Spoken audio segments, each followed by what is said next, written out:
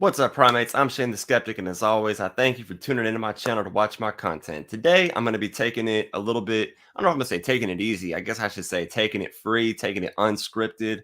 I have a general idea of what I'm going to be talking about, but that's all it is. But I think we're in for a little bit of a good show today. I'm going to be talking about the fact that one of my favorite comedians has been banned off of YouTube, which is absolutely fucking fantastic because this man is not actually a comedian. I just call him a comedian because I laugh at him because he's so fucking stupid. And this man's name is Kent Hovind. And if you don't know who Kent Hovind is, we're gonna get into who Kent Hovind is, and we're gonna talk about why Kent Hovind deserves to be laughed at, disrespected, talk shit about, just all the malice you could throw at him. Fuck Kent Hovind and anybody that wants to support him. He's an absolute piece of shit. We're gonna get into that. But I'm also gonna address some allegations against me, except like I wouldn't do a whole video or a whole live stream against these allegations because ultimately these allegations and the people making them are not worth more than 2 minutes of my time. And if you were somebody who believed these allegations, I would have to say that you'd have to be pretty fucking stupid. Like straight up, I'm not even going to really sit here and be apologetic or anything. You'd have to be pretty fucking stupid to believe either of these two allegations against me. One is that I'm racist, and the other is that I'm transphobic. Um, Now, if you're new to my content, then you might be, curious about the context in which these allegations occurred. I'm actually going to get into the backstory of these allegations and show you where they're coming from, right? But I'll say this: so that I'm racist, that I'm transphobic. At least the people who say that I'm transphobic, I could say this much about them. I think they at least believe what they're saying. But the people who are saying that I'm racist, they know they're bullshitting. They know it. And that's the difference between the two of them is yeah, one of them I think actually believes what they're saying. But anyway, yeah. Fuck stupid people, man. We're gonna start with I read something. Somebody sent me a screenshot of something that took place on Twitter, a little thread back and forth about where I was mentioned, and then basically the same thing continued on Reddit, where people were saying that I was racist. Why were they saying that I was racist? The backstory for the claim that I'm racist is that I did a white pride stream. Okay, so let's think about this. We this is the claim, this is the origin of the claim, is that I did a white pride stream. So why don't we just go look at my channel and see, because if obviously if I'm some fucking white pride supporter, I would imagine, given who my fan base is, that you guys would want to know that about me, right? This is not something that should be kept secret from you if it was true, right? So let's go look at my channel. I'm gonna open StreamYard, make sure that I'm on the right page. And I'm gonna say hi to everybody in the live chat. What's up, Gary? What is up, Eki? What is up, Soren? I hope you guys are all doing well today. Okay, so apparently, well, hold on. Before I even do this, let me kind of reiterate what I read a little bit. Now, I don't want to give anybody clout for the fucking lies that they're telling, so I'm not naming anybody making these allegations. But somebody said Shane did a white pride stream. Hey, what's going on, Darrell? Yeah, okay. I'm talking about allegations that I'm racist and allegations that I'm transphobic and where they come from. So somebody says Shane the Skeptic is racist, and the backstory is Shane did a white pride stream, and the response from people who identify themselves as skeptics was, "Wow, what a hypocrite! Wow, what a piece of shit!" Nobody said, "Wow, where's the video? Wow, what did he say? Wow, where's the fucking evidence or justification?" Nobody said that. Nobody. People who want to call themselves that. Okay. Yeah, okay, I like that. I like this. Hovering over unsubscribe if you're a Nazi. Oh yeah, no. Keep your mouse over the unsubscribe button just in case. Just in case. And if I'm racist, then unsubscribe from me because yeah, obviously. Okay. So apparently I did a white pride stream. So let's go look at my channel and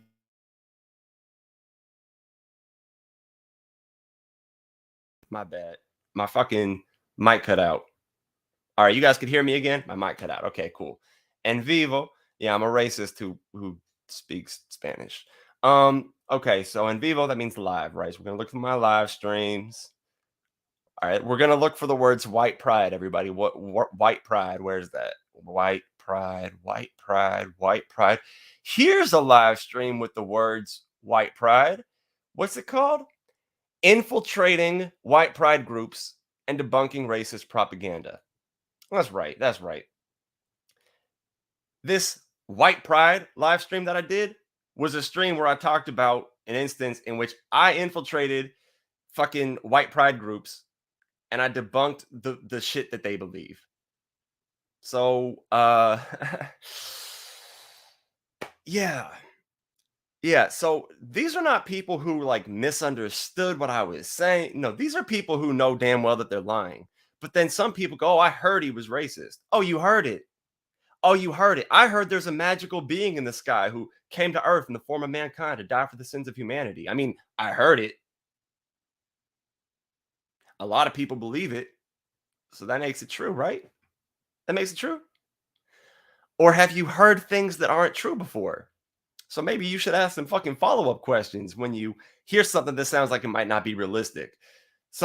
Yeah, no, like it's this is why I don't feel bad about somebody thinking that about me. And I'm not really like sitting here being like apologetic because this is what people got to understand is that black people or pick an ethnic group, it doesn't matter.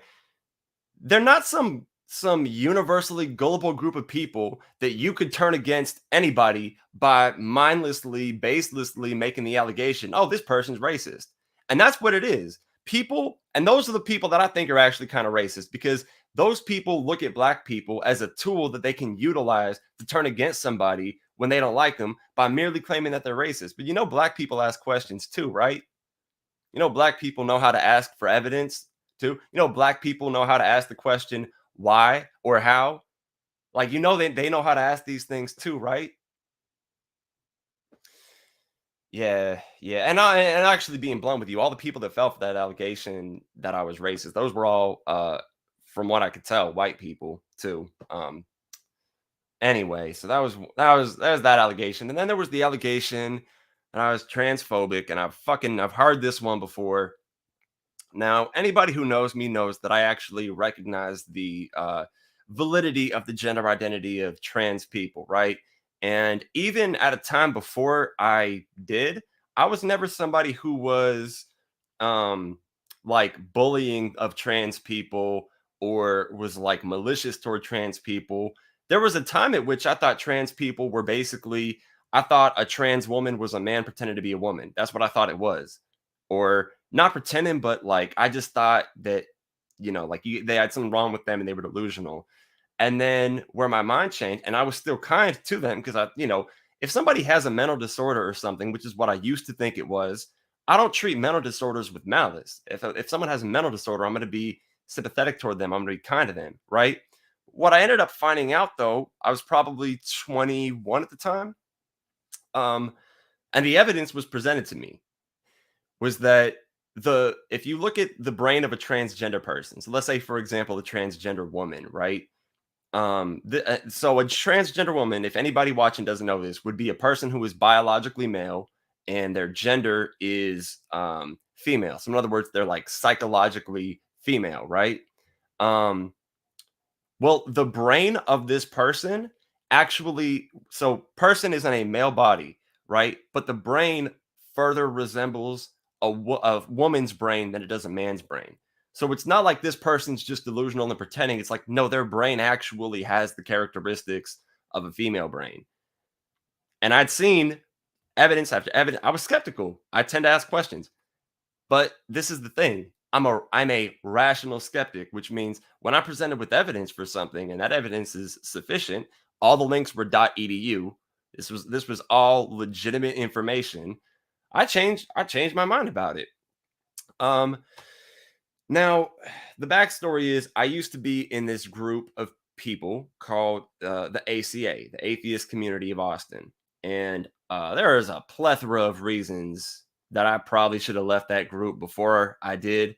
But I know I started noticing that the group was toxic. I started noticing that the group had all kinds of problems. And for a while, I wanted to have a positive impact on that community. I wanted to turn it into a better community than it was. And I had hope that I could turn it around and change it. And in hindsight, that was pretty fucking naive of me, right? And so that's what I can say. So if anybody knows what the atheist community of Austin is, there are people in that group that are actually, kind, smart people. And I'm not going to knock somebody because they associate with that group because they're in that group. But I will say that if you have a community, any community that is composed of people who were formerly in cults or were formerly in churches that were very cult like, the fact that somebody becomes an atheist or they become non-religious, that doesn't mean that they've unlearned all this cultish behavior, all this herd animal type of thinking. It's just how they think, right? So some people who used to mindlessly believe everything that their pastor said, right? Then they figure out the religion that they believe in is bullshit. What they then do is now they just start mindlessly agreeing with whoever their favorite atheist speaker is. And all they've really done is changed who it is that they let think for them. And this was very common in that community, right? And so basically what had happened, if anybody doesn't know the whole ACA drama, because it's like a whole history of just fucking drama, is they had Stephen Woodford from Rationality Rules on as a guest. Um, and apparently they didn't apologize enough for it. And everybody, it was controversial because Stephen had made a video where he was arguing that transgender athletes um, had an unfair advantage in sports. And, uh, well, he had actually got some information incorrect in that video, right? Here's the thing, though is he was wrong, not bigoted. That's kind of I think a really important thing to differentiate. He wasn't being malicious and bigoted toward trans people. He said some things that he was factually wrong about. And people are entitled to their feelings, uh, but you're not entitled to bullshit. You're not entitled to just spread falsehoods. That I don't believe. And so anyway, most of the people in that group left that. I'm not. I shouldn't say most. A lot of people left that group because of what happened. And then that ACA, they released an apology. And then the apology kind of slandered him. So then they apologized for their apology. And then everybody was like, you should have kept the initial one where they slandered him. And oh man, this is all this drama that I, at the time, even was just like, man, this is. I was 21 at this point, and I was like, you guys, this is all reminding me of high school, just the drama that's taking place between everybody. I don't want to fucking be involved with it. Like, I want to be in this community. This is where I make friends. This is where I come to meet people.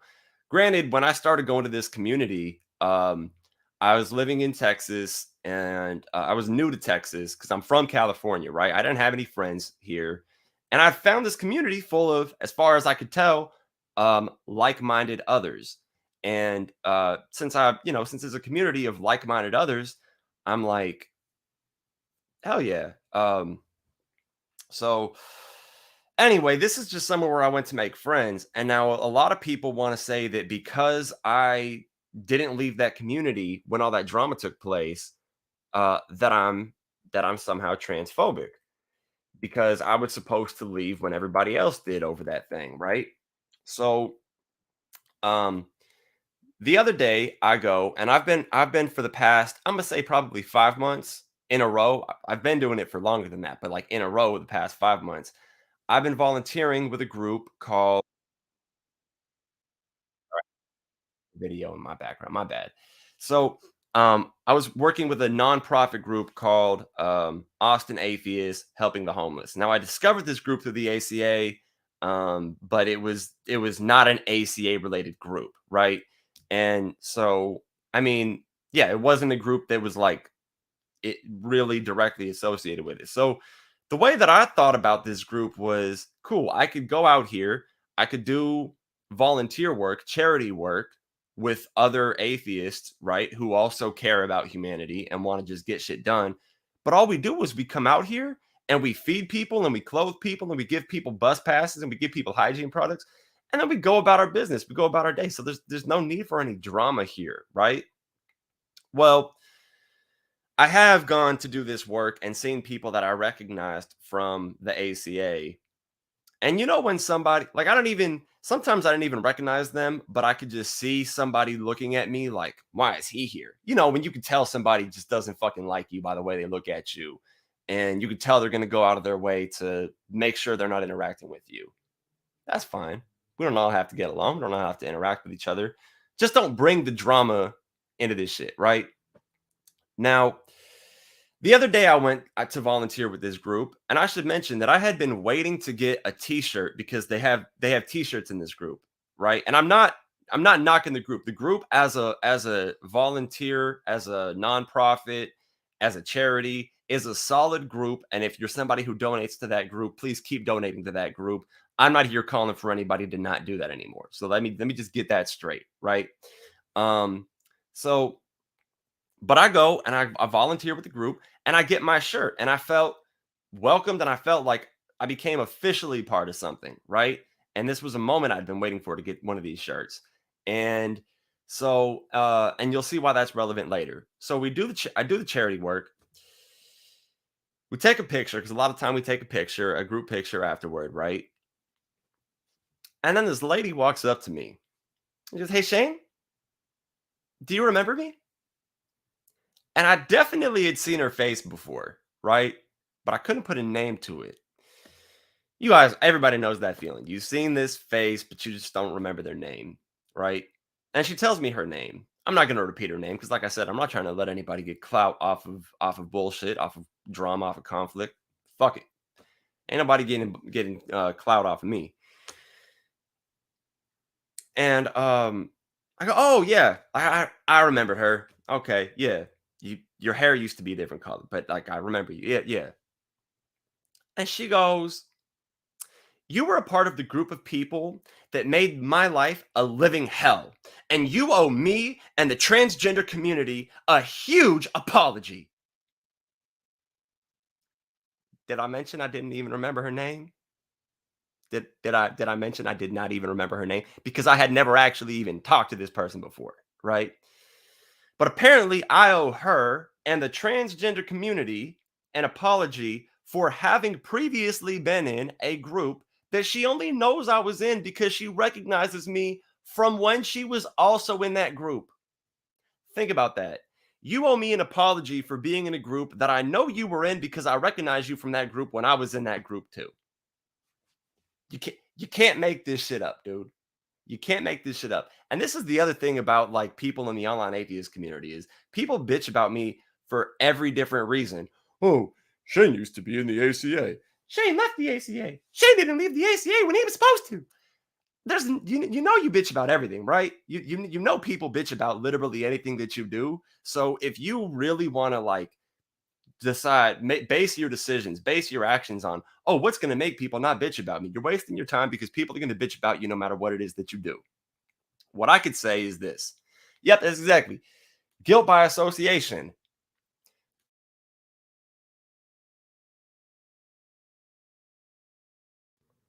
Okay. Guilt by association from another person who was associated with it, right? And this is the thing. If anybody thinks that I owe anybody an apology for having previously been in the atheist community of Austin, this is what I say. I owe myself an apology for being in that group as long as I was in it because I started recognizing um, just how much of a fucking hurt it was, how much of a, you know what I mean? Like how it's not a cult, but it's not as different from a cult as I expected it to be, basically. And in hindsight, I should have left sooner. But the fact that I stuck around to try to turn it into something positive before I finally gave up on it because it meant something to me, there's nobody that I owe an apology for that. There's nobody. And anybody who knows me isn't gonna fall for this bullshit. The same way I talked about the racism allegation earlier. And like black people are not some universally gullible group of I don't know why my mic is tripping. Okay, am I back on? Okay, cool. I was saying this. Black people are not some universally gullible group of people that you could utilize as a tool to manipulate to get them to be mad at somebody and turn on somebody by you making the baseless allegation that that person is racist. Same thing with trans people. Trans people are not some universally gullible group of people who you can just utilize to turn against somebody by making the baseless allegation that that person is transphobic. Trans people also know how to be skeptics. Trans people also know how to ask questions. And I don't know if anybody who's in the live chat right now is a transgender person, but I guarantee you there are transgender people who tune into this channel, who listen to me, who appreciate my content, who recognize that they're welcome here, who recognize that I'm not bigoted against them. And you're not going to fool them. You got to understand that. They're not going to fall for your bullshit. You might be able to. This woman who went off on me and said this shit, she was not trans, by the way. I should mention that. So she said this stuff to me. You owe me and the transgender community a huge apology. And I looked at her, and my first thought is like, holy fuck, everything you just said is stupid. But I'm in my polite mode, and I just looked at her and I just said, I've done nothing to harm transgender people. And she just goes, and stomped off like a angry pouting 2-year-old. You know the way a fucking 2-year-old or a 3-year-old pouts and stomps when they like don't get their way or something. Yeah, she walked off like that. And it was funny because she like walked to her car for dramatic effect, but then she like didn't even leave. She then came back in the same direction, like halfway between where I was and where her car was, to like group up with other people. And everybody that was there, I could be mistaken on reading people's faces, but everybody that was there acted like she had just said something so eloquent and stood up to some horrible fucking bully. And like, I was just like, really? Really? Because of this? And I ended up talking with I'm naming somebody because he's not somebody that is, I have a problem with or is talking shit about me or anything like that. Phil Session, he's a fucking really cool dude, and he's actually the one who like does the organizing for that group mostly. Phil's a cool fucking guy. I'm not here bashing him at all, but he basically starts explaining to me that a lot of people perceive me this way um because I continued to benefit from a group that had done so many things. And then he was, saying, I don't know how much you know about what took place. And he was right to mention that because I don't even fully understand everything that went on with that drama because I tend to try to keep myself away from drama. Um, but and he wasn't expressing that he agreed with it. I actually think he even mentioned that he doesn't agree with it, but he says that like this is how people look at you. This is how people perceive you because of this, right? And oh,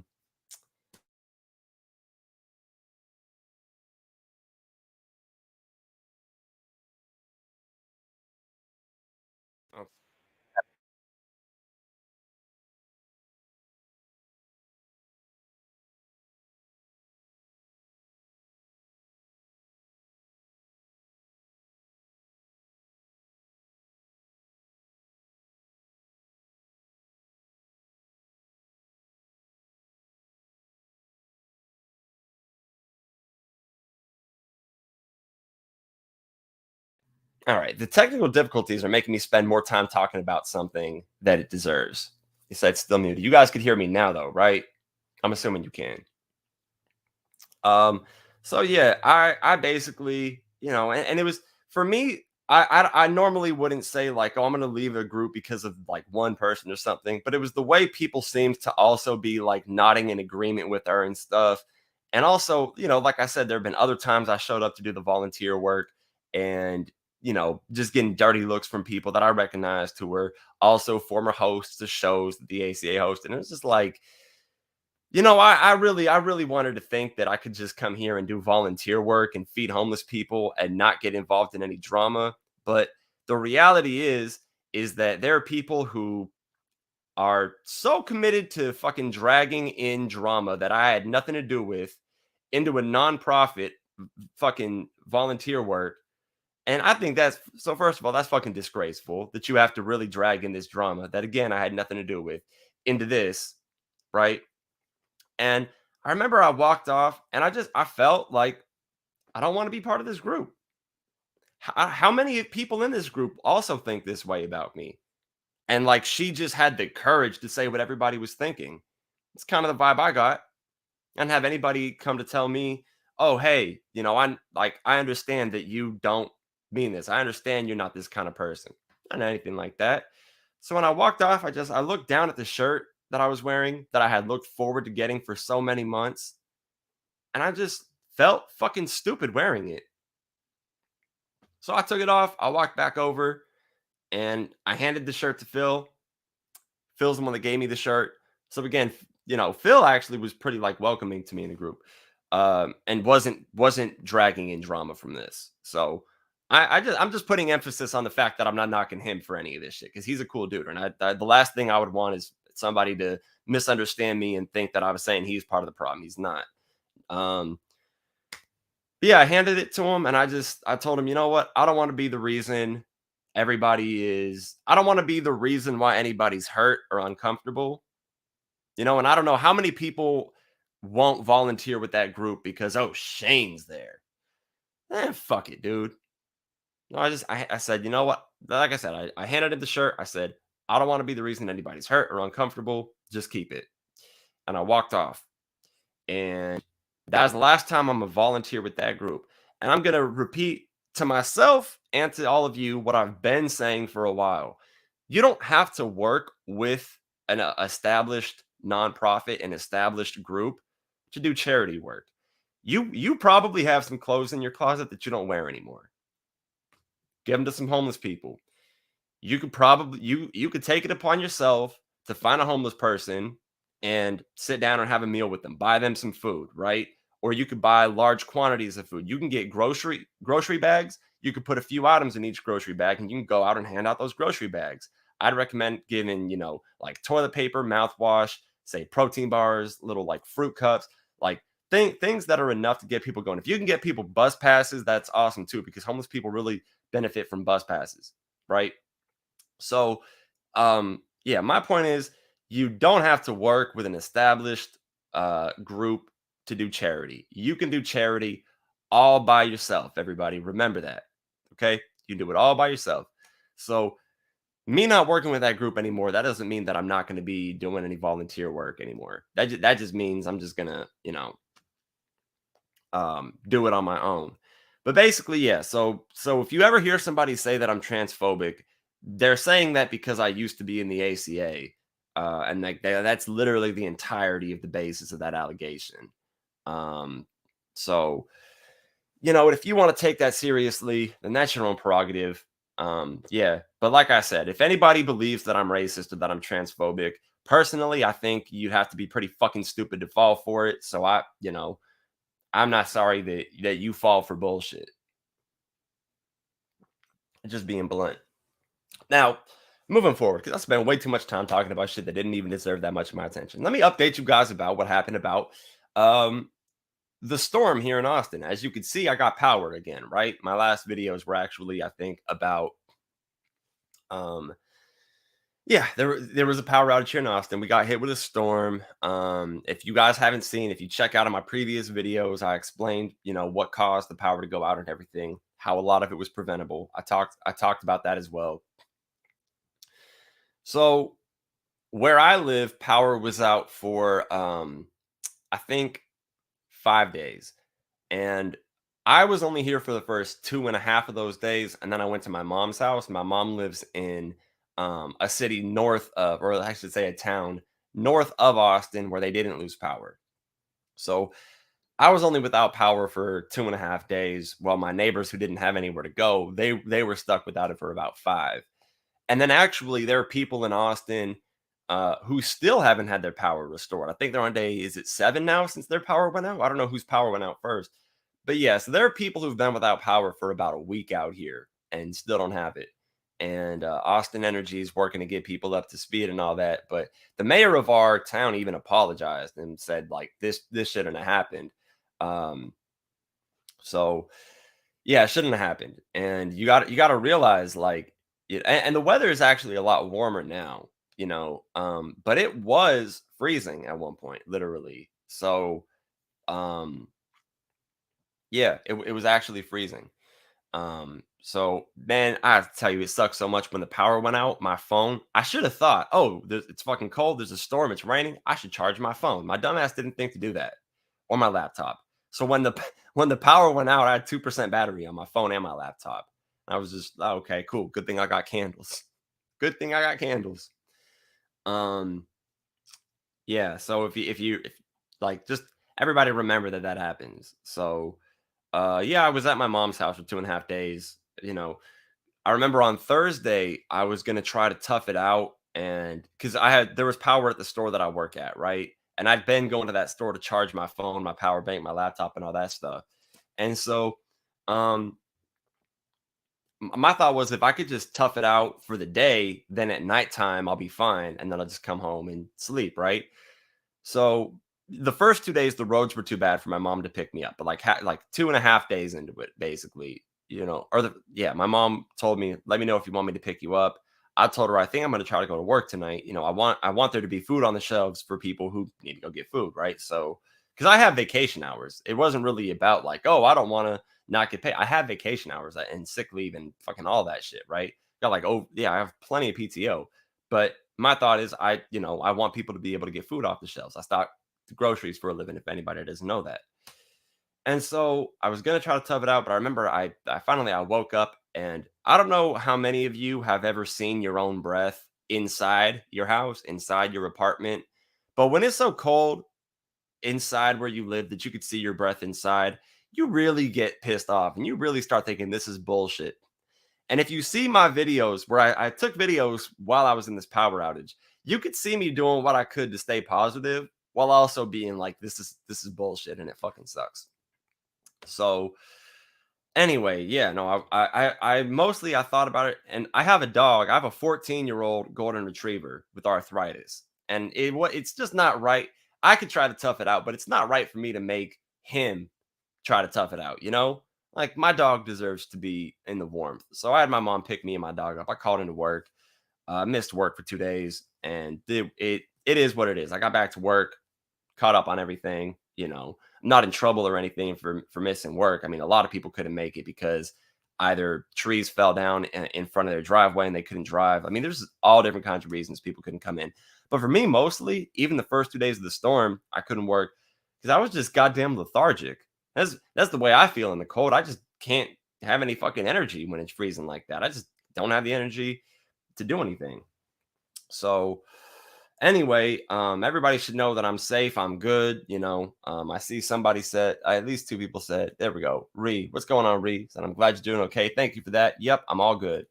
Me and Bob are both good. But I came back before I even had power. I came back because I wanted to go to work. And it was like, I come home at about 9. Now I normally start at 10 p.m., right? So I normally leave my house 9:30, 9:40. And it's like 9:30 my power comes back on. I was like, yes. So I get Bob back the next day. My mom drives him over. So yeah, so now things are pretty much back to normal. En mi casa, aquí. Yo, what's going on, Paul? Good to see you, man. Hope you're doing well. um yeah, so anyway, the fucking storm really sucked, but I'm fine. Now let's move forward because I wanted to talk about my favorite comedian getting banned from YouTube, and he's not actually a comedian. He's actually just a piece of shit that I call a comedian because I laugh at him because he's so fucking stupid. And like I said, he deserves to be laughed at and called stupid. And his name is Kent Hovind. And if anybody doesn't know who Kent Hovind is, I want to show you. First, I'm going to show you Kent Hovind in action in one of my favorite debates that he was in. This is a debate that he had with Leo Filius. And if anybody doesn't know who Leo Filius is, I'm gonna say go subscribe to his channel. The motherfucker's a little too smart for a lot of us, including myself. But sometimes it's just relieving to listen to smart people talk. Nah, he's a cool dude. He debated Ken Hovind, and I'm just gonna sit here and play like I don't know 3 to 5 minutes of this. Yep, he did get banned. Ken Hovind is banned from YouTube. Channel terminated. That made my day hearing about what happened to his channel. Hey, this is what I'm gonna say to any of Kent Hovind's fans. You got a problem? Pray for something to happen. Kent Hovind, pray for something to happen. You don't like the circumstances? Go pray about it. Because prayer works, right? So shut the fuck up and go pray. I mean, is YouTube more powerful than God? Come on now. Is YouTube more powerful than the will of the omnipotent being you call Father, God, Lord? Who's supposed to be smart? I said Leo. I think Leo Phileas is smart, in my opinion. So yeah, that's what I yeah. If you say otherwise, I would love. I don't know. I got to hear an argument. But anyway, banning people is not the solution. Oh, sometimes it is. Not always. Not automatically. But YouTube is under no obligation to allow anybody to play. I mean, anybody can get. It's a private company. They could decide what they want on and don't want on. Um, So, all right, I'm gonna play a little bit because I want to show you guys a little bit of who Kent Hovind is, and I think like this debate, like just the way he talks, bro, the way he interacts. Just watch this. All right, young Earth creationist. If anyone doesn't know what young Earth creationism is, let me just get into this real quick. Christians have old Earth creationists and young Earth creationists. The young Earth creationists are the ones who think that Earth is about 6,000 years old. And ultimately, this is more biblically supported because in the Bible, you have, let's see, 2,000 years between Adam and Abraham, 2,000 years between Abraham and Jesus, 2,000 years between Jesus and now. You get 6,000 years, a little bit more than that, but you understand, right? Because Adam came to be in the first week. So the Bible supports that, right? But the old Earth creationists are the people who realize that the scientific evidence shows that Earth is significantly older than that. It's about 4.5 billion years old. So the thing is they try to reconcile why the Bible seems to imply these things. They try to say, oh, this part's metaphorical. This part means this. You actually got to interpret it this way. So old Earth creationists are the ones who accept the scientific data for the age of the Earth, and then the young Earth creationists, are the ones who really go with what the Bible says. Obviously, they both think the Bible is compatible with their view, but let's see. Well, that's not a reason. It's just the justification for them being allowed to do it, not for them doing it, for them being allowed to do it.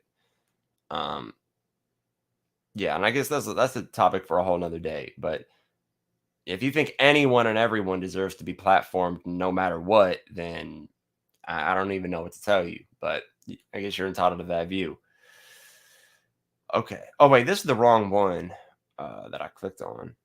My bad. I have a few tabs open, so that's my fault. Okay, watch this. Watch this. Also, well, I would point out nobody understands what you're trying to say, including you. Okay. Well, I would point out nobody understands what you're trying to say, including you. Okay. What was that? I didn't catch that. Nobody understands what you're trying to say. There is no such thing as space-time. You don't even understand it. What do you mean there's no such thing as space-time? See, these are the kinds of things that he regularly says. There's no such thing as space-time. Well, the thing is, I've had this discussion with PhD physicists. They seem to understand what I'm saying just fine. Perhaps it's a mistake on your part, maybe? No, I would like a jar of space-time to put in my science center right here. Can you give me a jar of it? Yeah, actually, we could do that. We'd need a pretty strong jar and an extraordinarily powerful vacuum pump. Yes, but we could do that. So if we get an extraordinary powerful vacuum pump and pump everything out of the jar, you will be left with the vacuum of space-time. Yes. So the vacuum is, so space-time is actually nothing. No. What do you mean by nothing? A vacuum. Well, if you're just using the word vacuum and nothing interchangeably, I'm going to need to know what you mean by nothing. Well, no molecules of any kind. So yeah, but that wouldn't be nothing. You would still have quantum fields. Okay. Does this air that I'm breathing right now contain molecules that I need? Oxygen, hydrogen, etc., carbon dioxide. But you want me to pump everything out of this jar, and then we're going to call it space-time, and it contains no molecules of any kind, but light travels through it at the same speed, and stuff is woven through it, and it's curved. What if I get a square jar? Can be curved. Yeah, it would be fine. So I did have a question, somewhat of like a metaphorical question, like an analogical question. If there was nobody on a stage at a theater, do you still have? Is the stage still there? Does the stage exist if nobody's on the stage? Certainly, yeah. Okay, it's the same thing with space-time and mass energy. Just because there's no mass energy in space-time doesn't mean you still don't have space-time. Space-time is like the stage, and mass energy is like the actors on that stage. I mean, that's metaphorical. It's more technical than that, but yeah. I think I understand it as well as anybody, and I think nobody understands it, including you. I understand it as well as anybody. and I think nobody understands it, including you. This is a real. He's serious, you guys. He's not. He's like, this man is for real, and he really thinks like.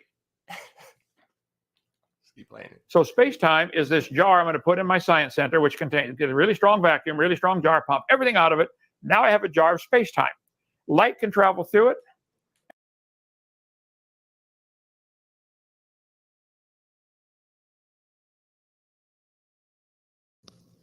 I get the technical shit.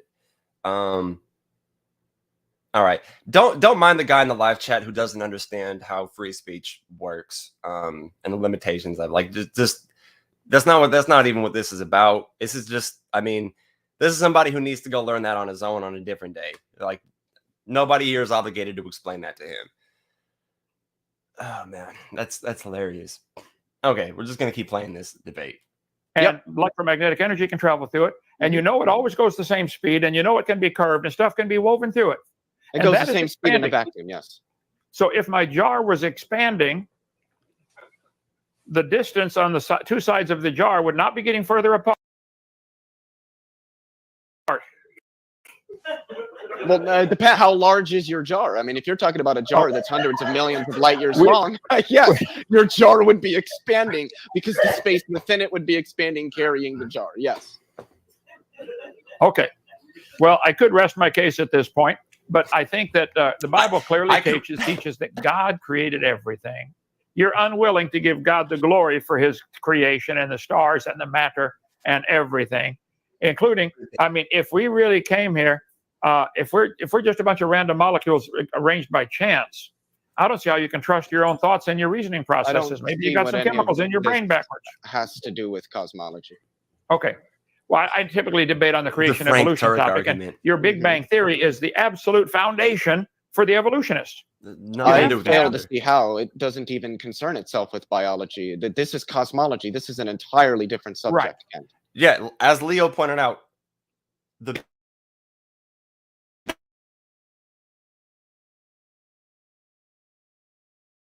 this is cosmic evolution. The first stage they have to have for their theory is where did matter come from? Well, I mean, sure, you also have to have a universe to create a pie, but that doesn't mean that pies and cosmology, baking pies and cosmology are somehow related now. Right. Well, no, the origin of matter to make the pie, I would give glory to God for that. In the beginning, God created the heaven and the earth. So you said you don't know, and nobody knows where your space-time or matter came from. I don't think you even know what space-time is, okay? If it's a vacuum. No, we don't. I conceded that already. We don't have a quantum theory of gravity. But you do know things can be woven through it, and it can expand, and it can curve, and light always goes the same speed through it. We've measured all of that. Yep, we've measured all of that precisely. Yes, we have. So they have measured light going through different mediums, less dense or more dense, and it changes speed, doesn't it? Yes, because the photons are interacting generally with the electron shells of the atoms which make up that material. If you don't have atoms in the vacuum of space-time because it's a vacuum, you don't have those interactions and light free streams at sea. Yes. So the things that are made of atoms, like galaxies, can be getting further away by the nothing between them expanding. I'm sorry, they're not getting further away. What now? I don't know what you mean by nothing. Space-time. Well, space-time and nothing aren't synonymous. I mean, if by nothing you just mean space-time, sure, I can run with that. I just take space-time both physically and philosophically to be something entirely different. Well, that's why I'd like a jar of it for my science center here. What color is space-time? That's the best part. What does that even mean? That's like asking me what's north of the North Pole. It's an incoherent question. That's the best part. Well, color is a property of electromagnetic radiation reflecting off of something at a particular wavelength. Electromagnetic radiation does not reflect off of space-time with a particular wavelength, Kent. It doesn't have a color. It's an incoherent question. I'm trying to get it straight now. Nothing reflects off of space-time. It can be curved. It can be put in a jar, and stuff goes through it. Well, you don't put it in the jar. The jar exists in space-time. So, like, yeah, that's like.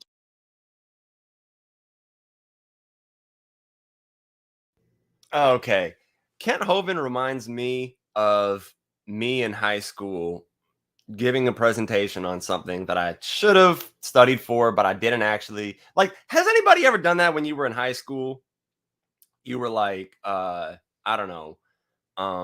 Yeah, you gave a report on something that you didn't actually like study on. That's what Ken Hovind reminds me of at all times. At all times. And it's the fact that it's not just him. It's the fact that there's a significant following of people who actually think that in that debate that you just saw a short part of, and I recommend watching the full debate because it's goddamn hilarious. It's educational, but it's fucking entertaining too. Is that there's actually a significant number of people who think Ken Hovind won that debate. How anybody could come to think that, like, that tells you everything that you need to know about the fucking intellect of humanity, of human beings. The fact that anybody could come to think that. Oh man. Fucking who is this Tinkle Tink? Why the fuck are you even here? You just come here to bitch about everything that I do and say?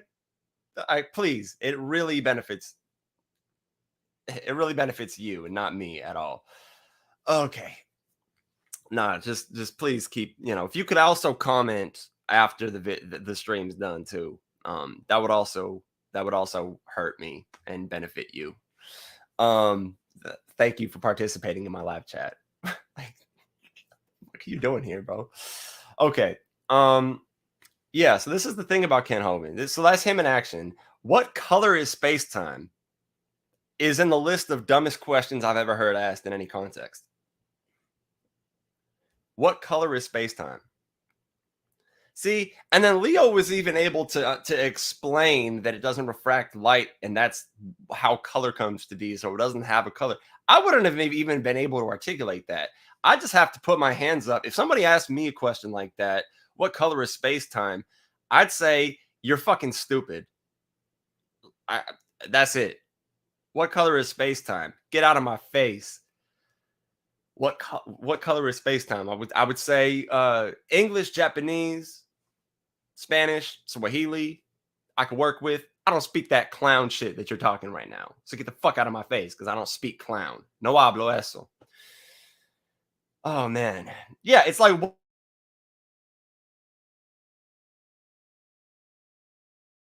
Okay. And you know what? Somebody said, I think it was you, said that my microphone is shit. Close. The adapter for my mic is shit. But yeah.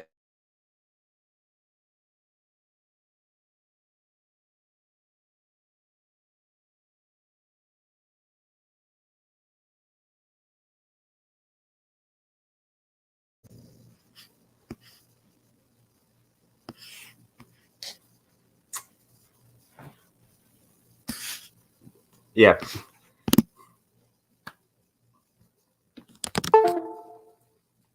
This goddamn part.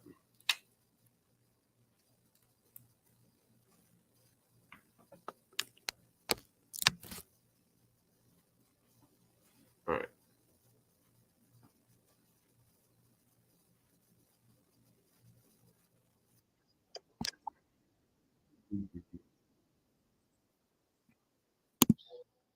So now my whole science center has to be made out of space-time. It's not made out of, it exists within. It exists in. I am going to vouch that this is the last stream that I do before getting a new adapter. Yeah, that's what I'm gonna say because this shit is, and I'll test it before I do my stream, but then like I'm not even touching the cord and it just fucking does that. So yeah, the thing is, what color is gravy? Well, you're probably referring to when he said gravity. Well, so the question like what color is gravity? It's the same kind of thing asking what color is space-time. Then Kent's trying to make this point that like, oh, so you're saying it exists, but it doesn't have a color? Well, right, like gravity exists, but that doesn't mean it has a color. Like not everything that exists has to have a color. And I would ask him, what the fuck color is God? And I was about to ask, I'm gonna say he's white. Oh man. Oh man. Okay. So why do I say that Ken Hovind is a huge piece of shit, though? Because the fact that he's a bad debater doesn't mean he's a huge piece of shit. Somebody said Leo is as bad as Kent Hovind. How the fuck? What did you smoke before you said that? I mean, okay, we're gonna get it. We're gonna get into this. I'm gonna go on share screen. I'm gonna talk about Apologia. Actually covered this pretty well, so I'm actually just gonna play some of this video from Apologia. That was Tink. Oh, that doesn't fucking surprise me, given the other things Tinkle has said in the stream today. Okay, so here's something you need to understand about Ken Hovind. We're gonna play here. There's some backstory. Basically, what we're gonna make the case for is Kent Hovind is a pedophile enabler. Ken Hovind is somebody who dismisses, looks past, and allows and enables sexual child abuse. That is what's being argued for here. Going more to establishing a pattern here. Wife number 3, Cindy Lincoln, is on audio with me talking about how Kent Hovind would brag that at the Hiles-Anderson College. Hiles-Anderson College is essentially a cesspool that has produced over 8 or 9, I forget, between 9 and 12 pedophiles that have been convicted. Which is known for the prayer bus. It's a bus that was driven in the 60s and the 70s by the Hiles-Anderson University, which is the Independent Baptist Church, a stronghold.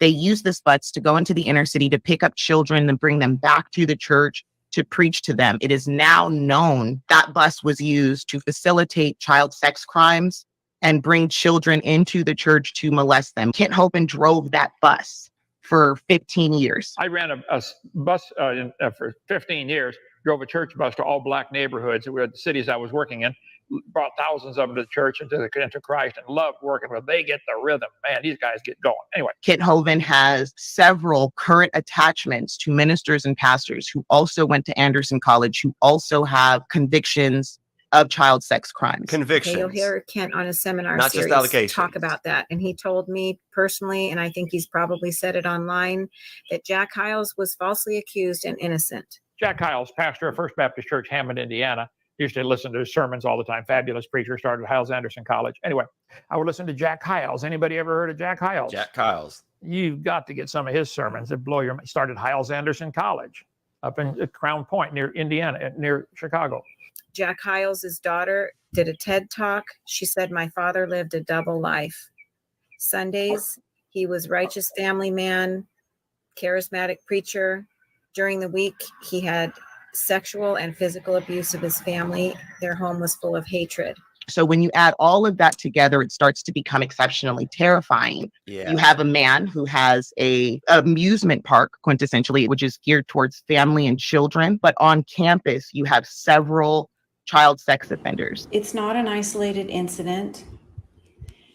There are 5 that I know of, and I'm going to be doing a video on each. Yo, Tinkle, why are you defending pedophiles, bro? What the fuck? I said, bro, I don't know what gender you are. Why the fuck are you defending pedophiles here, man? So a TED Talk, LOL, a TED Talk from one of this person's own family members. In other words, probably somebody who knows him pretty goddamn well. One of his own family members, you fucking clown. Oh my God. All right, why am I even addressing you? Get your fucking single-digit IQ up in this bitch. All right. Each one. And then we come into 2019 when Chris Jones, a convicted child sex offender, brings a young man by the name of Zaire to DAL campus. And you want to say hi to mom, right, Zaire?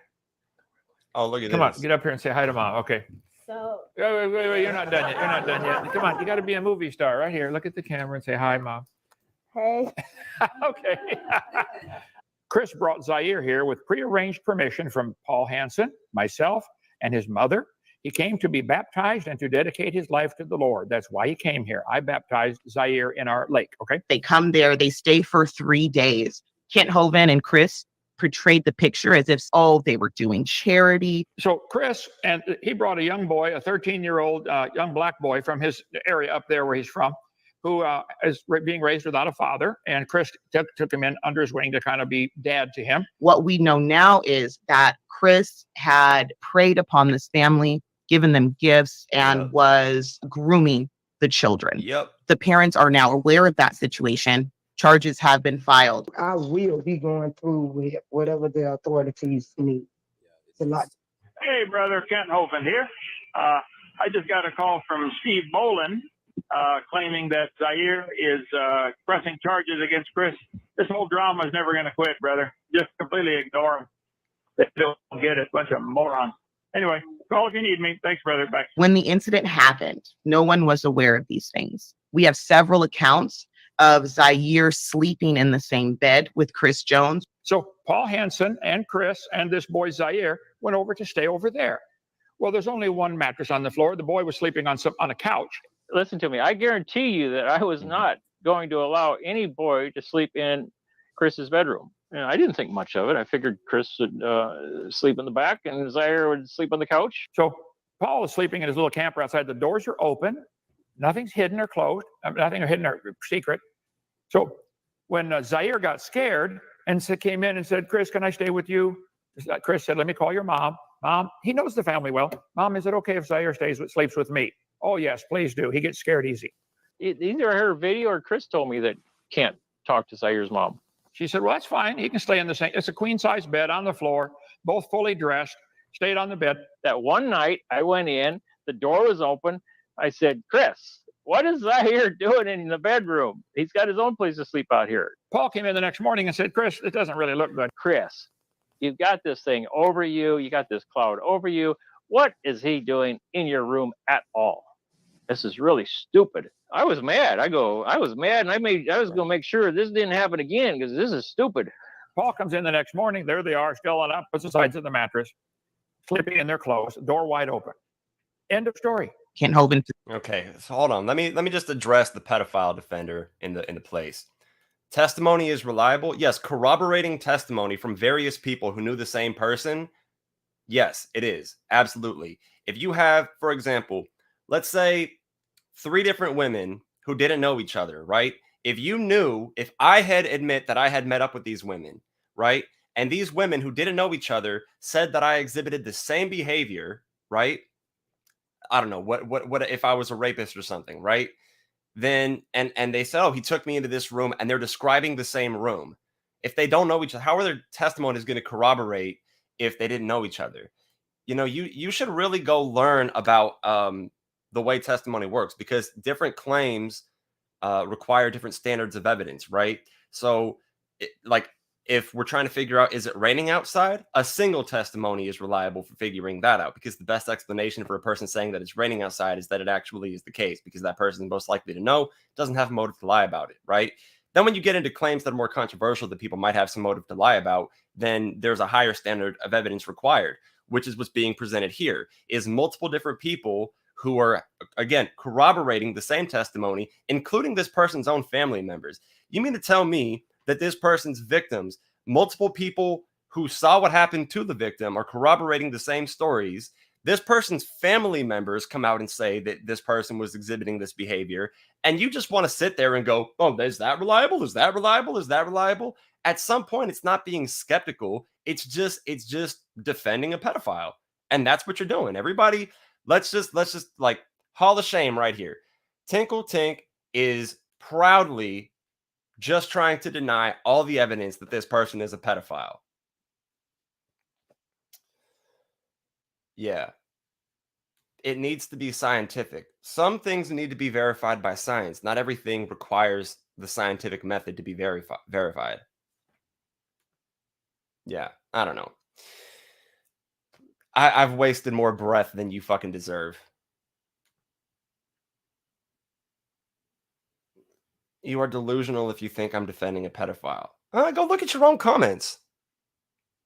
Go look at all of the evidence, all the corroborating testimonies that are being put forward by people who were close to this person, including his own family members, and then your quick dismissal of everything, your assumption. See, assuming somebody's innocent, like operating off the assumption people are innocent until proven guilty, is one thing, but just assuming all evidence is false.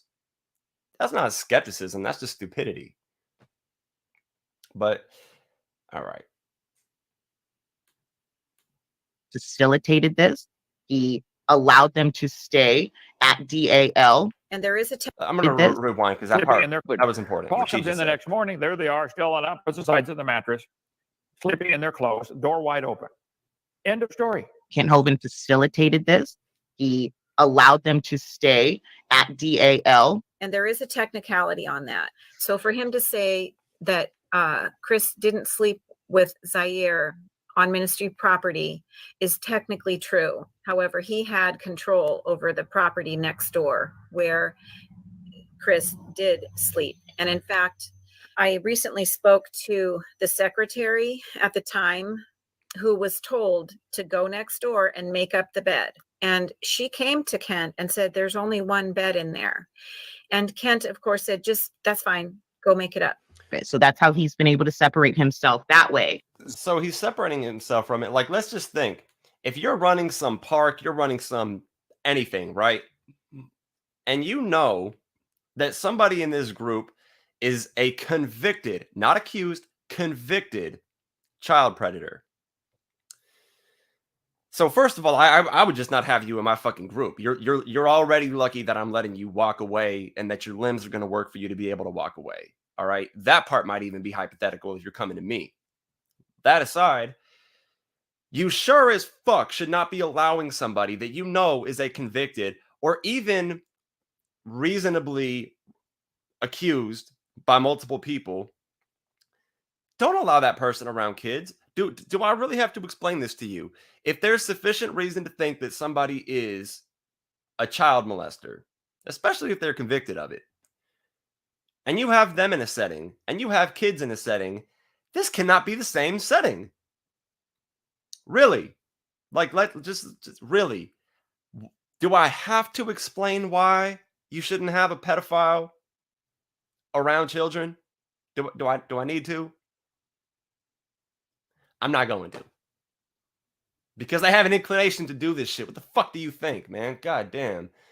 So yes, Kent knew what he was doing. Kent knew what he was enabling. Let's make that part clear right now.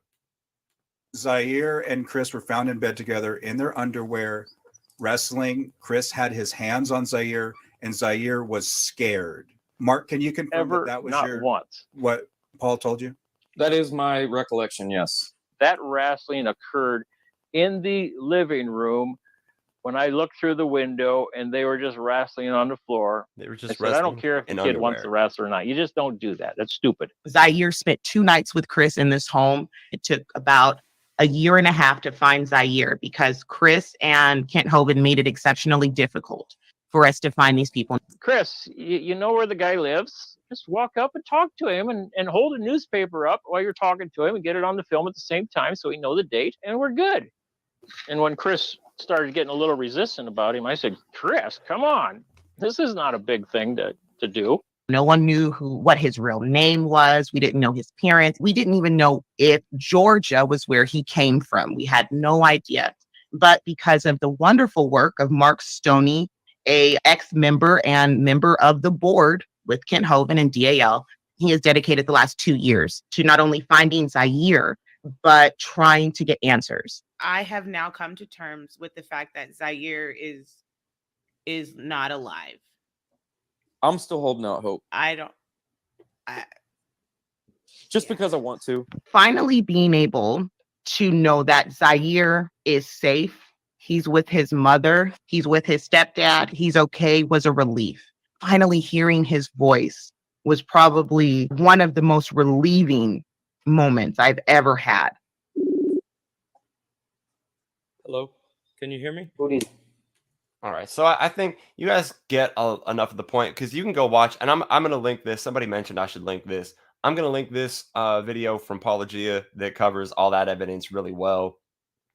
And so this is what you need to understand is Kent Hovind knowingly allowed a convicted child predator to sleep with a child on his in his park, right? So nothing more needs to be said than that. Like, you're responsible, you're culpable for this shit. And what I didn't even need to play because I didn't want to just play all their content. You know what Kent Hovind says? He says, oh, this guy who was convicted of this years ago, it's none of anybody's business. He said that. It's none of anybody's business. And then he says the people who want to teach evolution to your kids, those are the real pedophiles. Pause. Pause, pause, pause, pause, pause. You mean to tell me somebody actually sexually molesting children, that's not pedophilia? Teaching children about the theory of evolution, that's the real pedophilia. What in the fuck are you on? You want to redefine the word pedophilia from meaning someone who molests children to somebody who teaches them evolution? Please. Please. And then again, like Christopher Green mentioned earlier, yeah, Ken Hovind's also been detained for domestic abuse against his wife. So whenever he does Whack an Atheist Wednesday, I just have to think maybe Wednesday is the one day of the week that his wife isn't around and he has to pick on an atheist instead. And maybe that's a little bit dark of a joke, but at the end of the day, let's just be real here. Yeah, let me see. Okay, he said, just wanted to say hello. I usually see you in Esther's chat. That's the Afro Atheist. If anybody isn't subscribed, go subscribe to the Afro Atheist. Oh, tagged her. Just got to check out for now. All right, cool. You take it easy too. Be safe. Thanks for tuning in. Yeah. So Ken Hovind, again, off YouTube.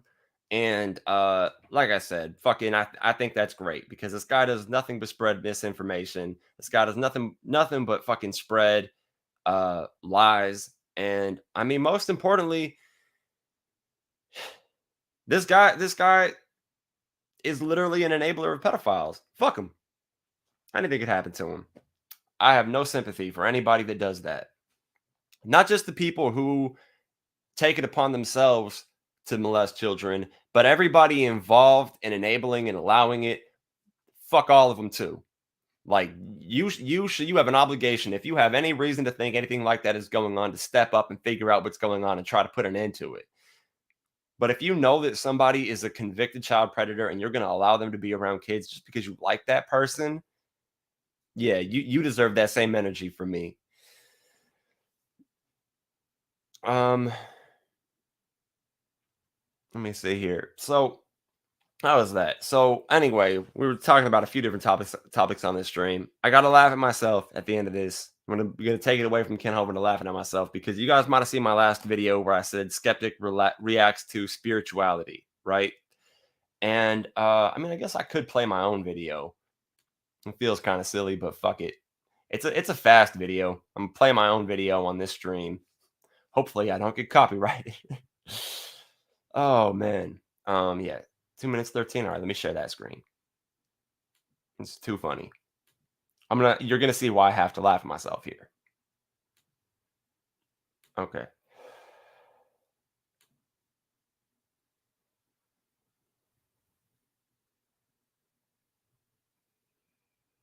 Place a little salt on your doorstep, and you will not believe the results you will have the next day. This is responsible for ending the bad energy of the home. Who decided that? Or discovered? Who discovered that? I want to see the experiment. I want to see what that experiment looked like.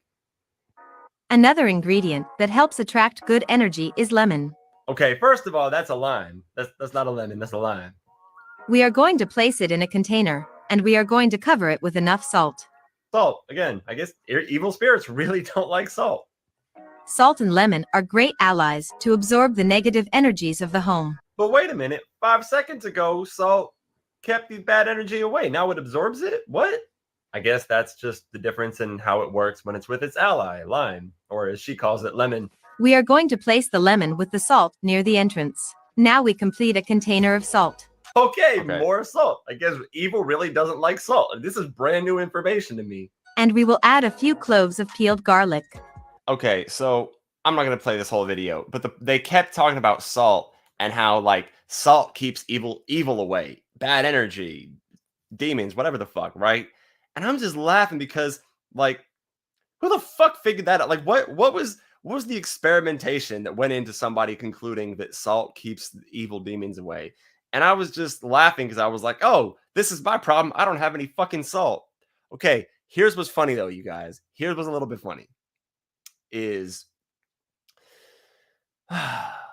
So I made that video right before the storm happened here in Austin. Well, here in Texas. The storm wasn't exclusive to Austin, but... Okay, so it's below freezing and it's raining. What happens when it rains and it's below freezing? Ice accumulates, right?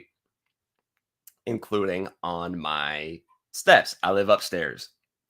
And as I've mentioned earlier, I got a 14-year-old golden retriever. So when I got to walk him and I got to take him down the stairs, if I have him going down icy stairs, he's going to be slipping all over the place, right?